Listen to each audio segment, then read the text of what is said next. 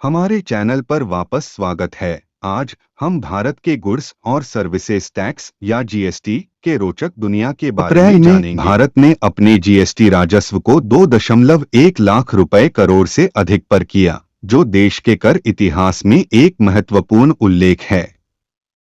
लेकिन यह समझने के लिए ठीक से क्या है और भारत ने ऐसे अद्भुत संख्याओं को कैसे हासिल किया, आइए जानते हैं। आगे बढ़ने से पहले वीडियो को एक लाइक, शेयर, सब्सक्राइब कर दो और बेल आइकन को भी प्रेस कर दो। आपके सपोर्ट के बिना हम कुछ नहीं हैं। केंद्रीय वित्त मंत्रालय द्वारा बुधवार को जारी आंकड़ों के अनुसार जीएसटी संग्रह अप्रैल में 12.4% बढ़कर 2.10 लाख करोड़ रुपए के रिकॉर्ड उच्च स्तर पर पहुंच गया। मार्च में साल के अंत में बिक्री के लिए यह वृद्धि मुख्य रूप से साल दर साल 13.4% अधिक घरेलू लेनदेन के साथ साथ अधिकारियों द्वारा उठाए गए चोरी विरोधी उपायों और ऑडिट की पृष्ठभूमि में उच्च अनुपालन से प्रेरित थी। वित्त मंत्री निर्मला सीतारमण ने अप्रैल के जीएसटी राजस्व को एक ऐतिहासिक कहा और इसे मजबूत अर्थव्यवस्था और प्रभावी जमा करने के रूप में स्वीकारा।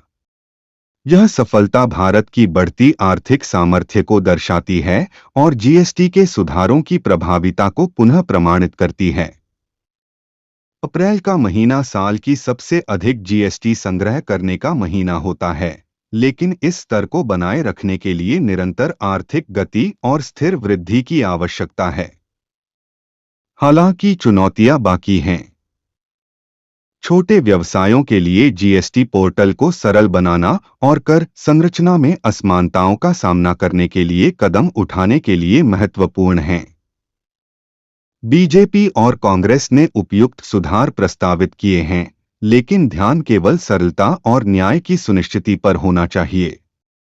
लगभग 7 साल पहले जुलाई 2017 में लागू हुए अप्रत्यक्ष कर सुधार के बाद से यह जीएसटी संग्रह का उच्चतम स्तर है और पहली बार कुल संग्रह 2 लाख करोड़ रुपए के पार पहुंच गया है। पिछला उच्चतम स्तर अप्रैल 2023 में 1.87 लाख करोड़ रुपए दर्ज किया गया था, जो मार्च 2023 की साल के अंत की बिक्री को दर्शाता है।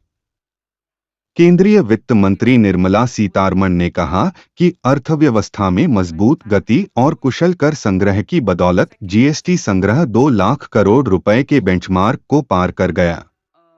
उन्होंने यह भी कहा कि एकीकृत जीएसटी के निपटान के कारण राज्यों का कोई बकाया नहीं है। वस्तुओं और सेवाओं की सभी अंतर्राज्यीय आपूर्ति पर लगाया जाने वाला 4% की वृद्धि दर से अधिक वृद्धि।